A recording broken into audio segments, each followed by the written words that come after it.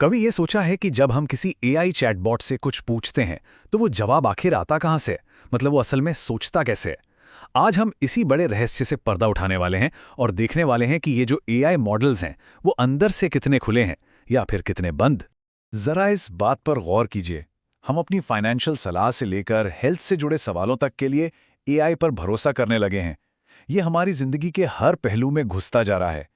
पर सबसे अजीब बात यह है कि जैसे जैसे इन सिस्टम्स की ताकत बढ़ रही है, हमारी ये समझ कि ये फैसले लेते कैसे हैं वो कम होती जा रही है।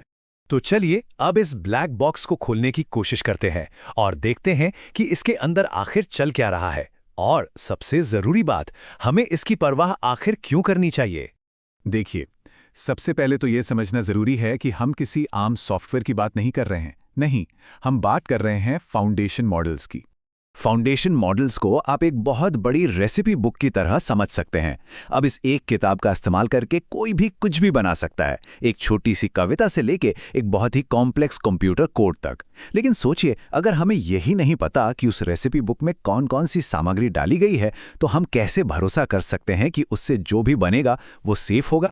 और यहीं पर एक बहुत ही बड़ा सवाल खड़ा होता है। दुनिया की बस मुट्ठी भर कंपनियां ऐसी टेक्नोलॉजी बना रही हैं जिसका असर हम सबकी जिंदगी पर पड़ रहा है। क्या ये ठीक है कि इतनी बड़ी पावर बस कुछ ही लोगों के हाथ में हो? ये एक ऐसा सवाल है जिसका सामना हमें एक समाज के तौर पर करना ही होगा। तो आखिर हम इन ब्लैक बॉक्स के अंदर झांकने की इतनी जहमत क्यों उठाएं? क्या ऐसा नहीं है कि जो चीजें हमें नहीं पता उनसे दूर रहने में ही भलाई है? जवाब है बिल्कुल भी नहीं। कभी ऐसा हुआ है कि कोई नया गैजेट खरीदा हो और उसका यूजर मैनुअल बस फेंक दिया हो?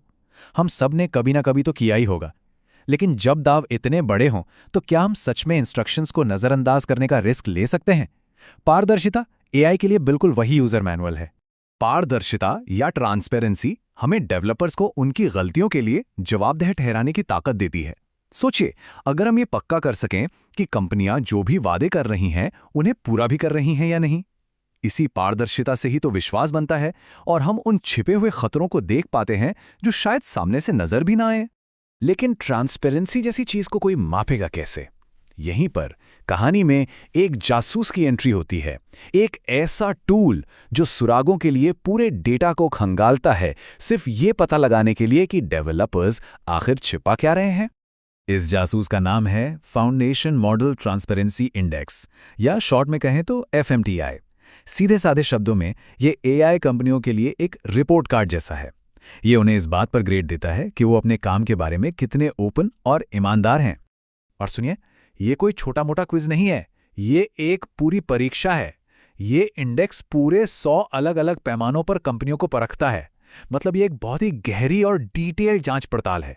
और जैसा कि हम आगे देखेंगे, इस परीक्षा में कई बड़े बड़े नाम फेल हो रहे हैं। ये 100 सवाल जो हैं वो 3 हिस्सों में बटे हुए हैं।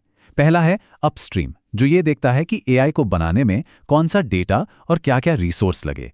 दूसरा है मॉडल, जो खुद एआई के स्ट्रक्चर की जांच करता है। और तीसरा है डाउनस्ट्रीम, जो ये देखता है कि उस एआई का इस्तेमाल दुनिया में असल में हो कैसे रहा है। यानी ये पूरी सप्लाई चेन पर अपनी नजर रखता है। तो क्या एआई की दुनिया के ये बड़े बड़े नाम इस मुश्किल परीक्षा में पास हुए?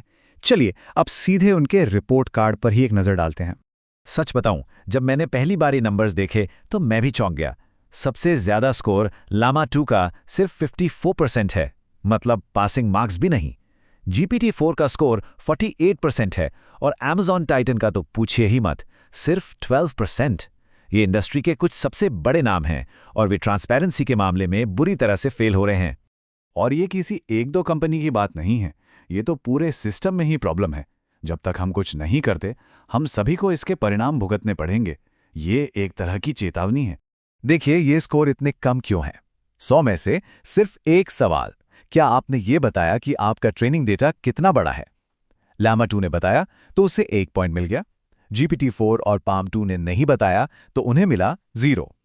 अब जरा सोचिए, जब आप ऐसे 100 सवालों पर 0 पाते रहेंगे तो ये समझना मुश्किल नहीं है कि फाइनल ग्रेड इतना खराब क्यों है। लेकिन एक मिनट रुकिए, क्या ऐसा हो सकता है कि हम गलत सवाल पूछ रहे हो? क्या हो अगर पारदर्शिता वो जादुई छड़ी है ही नहीं जैसा हम सब सोच रहे हैं? इस कॉन्सेप्ट को कहते हैं ट्रांसपेरेंसी वॉशिंग। मान लीजिए एक कंपनी एक बहुत ही चमकदार रिपोर्ट जारी करती है जिसमें वो एआई से किए जा रहे अपने सभी अच्छे कामों का बखान करती है, लेकिन वो उन तरीकों का जिक्र करना भूल जाती है जिनसे उनका मॉडल समाज को नुकसान पहुंचा सकता है। ये पारदर्शी दिखना है, असल में पारदर्शी होना नहीं। और हमें ये भी मानना होगा कि ये इतना आसान भी नहीं है। कंपनियां सच में बहुत मुश्किल फैसलों का सामना कर रही हैं। वे लोगों की प्राइवेसी और अपने बिजनेस सीक्रेट्स की रक्षा करते हुए जानकारी कैसे शेयर करें? हमें ऐसे समाधान खोजने होंगे जो सबके लिए काम करें। और यही इस पूरी पड़ताल का असली निचोड़ है। पारदर्शिता एक टॉर्च की तरह है। यह हमें अंधेरे में रास्ता देखने में मदद कर सकती है, लेकिन ये राक्षसों को मार नहीं सकती। उसके लिए हमें नियमों, जवाबदेही और निगरानी जैसे और भी ज्यादा शक्तिशाली औजारों की जरूरत पड़ेगी। तो अब सवाल यह है कि हम क्या करने वाले हैं? क्या हम बस खड़े होकर इन ब्लैक बॉक्स को अपनी जिंदगी कंट्रोल करने देंगे, या फिर हम जवाबदेही की मांग करेंगे? चुनाव हमें ही करना है।